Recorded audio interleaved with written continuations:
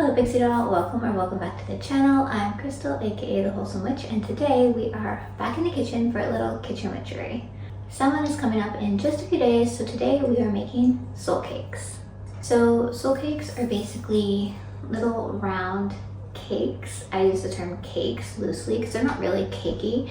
There's a kind of a cross between scones and shortbread, and depending on the recipe you use and the region the recipe has come from, they'll lean closer to scones or closer to more crunchy shortbreads. The recipe that I have and that I like to make is more like a scone because it's just my preference. The ingredients are also really simple. You basically have flour, butter, some spices like nutmeg, clove, cinnamon, that kind of spice, ginger sometimes, a bit of milk, currants.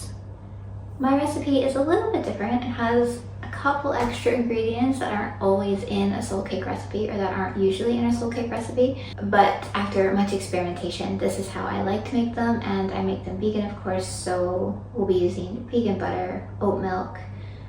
I like to use spelt flour as opposed to white flour, less processed, more nutrients, better macros.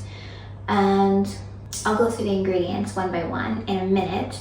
But first, I'll tell you just a little bit about what soul cakes are and kind of where they come from. In a nutshell anyway, because there's a lot of tradition and history surrounding soul cakes. So soul cakes are a traditional British treat, if you will, and they originated, from my research, what I can find anyway, they originated in England around the Middle Ages, and they were continued to be made this time of year until around early 19th century, mid 19th century, and the tradition seemed to have gotten less popular after that time. So traditionally they were given out on October 31st when people would go souling, they called it, and they would go around and ask for the soul cakes, and in return for the soul cake they would say a prayer or sing a song to spirits of the dead. Now, of course, we don't do that. We use soul cakes this time of year more for offerings to our ancestors and to the spirits as a token of remembrance. And around the time people would go souling, the soul cakes were also used as an offering to help soothe the spirits that wandered the earth on this night. So while they are not as widely made anymore, we do still use them for offerings to our ancestors and to spirits of the dead around Samhain. And it is something that I like to make every single year, almost every year. If I can manage it, I make them every year. And it was a few years ago that I developed this recipe for myself, and I love them. I really should make them just as a treat any time of year because they're quite tasty. So let's get into going over the ingredients, then we will put them together. They come together really easily. This recipe, like I said, it's basically like making a scone. If you ever made those, it's very similar. And I'll talk more about properties and things like this as we get going through the recipe. So if you want to grab a favorite beverage, sit down with me for a few minutes and let's make some soul cakes. Okay, so like I said, the ingredients are really quite simple, and yes, I do have a couple more ingredients than traditional soul cakes. The more traditional recipes will have only like butter, flour, maybe eggs, sugar, some of the spices I mentioned like nutmeg, clove, cinnamon. It's basically it. They have like 5 ingredients or so. So yes, I have a few more than that. But like I said, this is how I like to make them, and they come out really tasty. So let's just go through and I'll let you know what we need. The full recipe is of course down in the description for you as well. So we're going to use some vegan butter, oat milk, applesauce. Applesauce helps with moistness of the cakes, sea salt, vanilla, cinnamon, flour, of course, I mentioned I use spelt flour for these, and coconut. And then I kind of dropped the ball when I was shopping for the ingredients for these because I did not get currants. So currants are in the recipe down below, but I don't have any, so we're just going to put in coconut today. and that's fine. They'll still be delicious. Brown sugar, which is in here, and we're going to mix up a flax egg in lieu of real eggs. So that's basically it. There's lots of amazing properties that come with soul cakes as well, aside from using them as an offering for the ancestors. They carry properties for health and success and abundance. The coconut brings connection to the spirit realm. Applesauce can bring in balance and love, cleansing and protection from the sea salt. So there's lots of properties that also are included in here, but the purpose that we're making them for is to use as an offering for the ancestors. You could also focus your intentions more on some of the other properties that are included. That is totally up to you. And I usually will light a candle when I make these, so I'm actually going to grab a candle. I'm going to pause you. I'm going to grab a candle and light a white candle for blessings and remembrance. And then we will start mixing things together. Probably will take you, it takes me about an hour to make these. You might be able to do it faster, but I'm quite slow when I'm baking, so say 45 to 60 minutes. But they do come together easily, and they're quite fun and therapeutic to make as well. All right, so I have my candle. We're going to start to mix these up. Other things you can bring in to create the right atmosphere and bring in more ritual elements to this practice is you could burn some sandalwood incense or diffuse some sandalwood oil for remembrance and ancestor connection. You could bring in certain crystals. You could bring in mementos from ancestors or loved ones you've lost in the past. I sometimes, what I have done is I will play music that was my dad's favorite while I make them in remembrance to him and to kind of have that connection with him as I'm making the soul cake. So that's something else you might consider doing. I generally just like to focus my energy as I'm making them on calm and peace and remembering happy things from my ancestors or people who have left, even pets that have passed on. And I try to put a lot of love into them, a lot of love energy into them as I'm making them as well. So after we add our coconut, when we get to this stage of the mixing, I do like to start using my hands to have that extra connection with the process and that extra energy connection as well.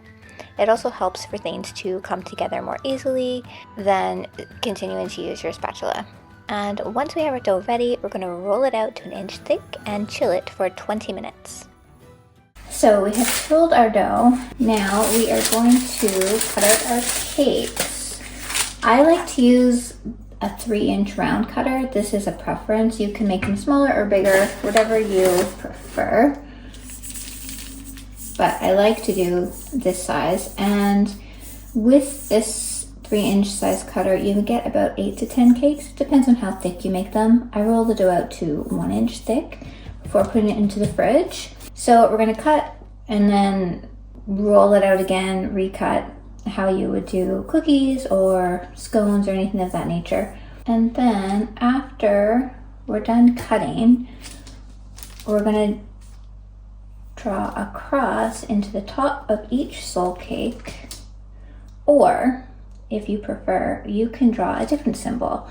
The cross is like a traditional symbol that is drawn on the cakes, but if you want to do a heart to represent the love you feel for your ancestors, or any other type of symbol that you feel called to do, please feel free. I'm going to do crosses. I like to do them kind of traditional. We'll start to preheat our oven now. I don't usually do it before this step because there's so much time before this step that happens. Once we've got them all rolled out and the crosses are cut in the center, you're going to brush the tops with a bit of coconut oil or melted butter to help them brown. And I like to sprinkle a bit of cinnamon powder on top. You could also sprinkle some sugar, pumpkin pie spice, any other spice you might like, or nothing. It's totally up to you. My dough came out a little bit sticky, so I had to add extra flour. I think I overscooped my butter today, and that was the problem. Anyhow, we're gonna get these cut out, and then we're gonna get them into the oven. Please excuse my Christmas rolling pin. I could not find my good rolling pin, and I was very sad about it. It's a really good one, and I'll just have to keep looking. But anyways, here are a few quick soul cake notes for you to consider. So don't skip chilling the dough in the fridge. It really allows the dough to hydrate and gives it a more even bake and good browning. You can also add whatever dried fruits you want. It doesn't have to be currants. It can be cranberries, blueberries, raisins. How many cakes you get with the recipe will depend on how thin you roll them out. I usually get between 8 and 10. You can also prepare the dough the day before and store it in the fridge overnight, and that'll save you the chill time. Lastly, these will keep fresh for about 4 days in an airtight container, or up to 7 if stored in the fridge. Alright guys, they are finished. They're smelling so good and looking good as well. Though I was kind of haphazard with my rolling today, so they're not like perfect, but that's okay. They're gonna taste the same. I'm not real fussy when it comes to the presentation of my stuff, especially when it's just for us. So we're gonna let them cool for a few minutes and put them on the wire rack to finish cooling. And then we're gonna use them on our ancestor altar and for offerings to the spirits this week. And we're gonna enjoy them as well. They're really good with like a little bit of butter, jam. I like to have them with nut butter, which is maybe not a traditional thing to have them with, but they're really good with nut butter if you like those. And I can't wait to try one. I'm always excited when I make them. Hello! My cat is here again. I'm always excited when I make them every year. And like I said, I should just really make them more than at just Halloween. They'll be good, at least for the darker months. Anyways, I'm gonna wait for these to cool, do some work. And I have linked the blog post for the soul cakes down below as well. They have a little bit more information, a little bit more about the history of soul cakes and the properties and all the ingredients, that kind of thing, along with step-by-step instructions on how to make them. So I'm going to link that down below. You guys can refer to it later if you do want to give these a go. And I'll link my socials as well. The recipe is also in the description. And I really want to thank you for being with me today, right till the end. I hope you try the recipe. I hope you love the recipe. And if you do give it a try, or if you plan to give it a try, leave me a comment and let me know how it goes. And I am sending you many, many blessings, Smokey and I are, for a beautiful Samhain week ahead and Samhain celebration when it comes. I think I'm posting these on Wednesday and Samhain is on Friday, so I really hope you enjoy the week, enjoy your weekend festivities, and I'm sending you many, many blessings until next time.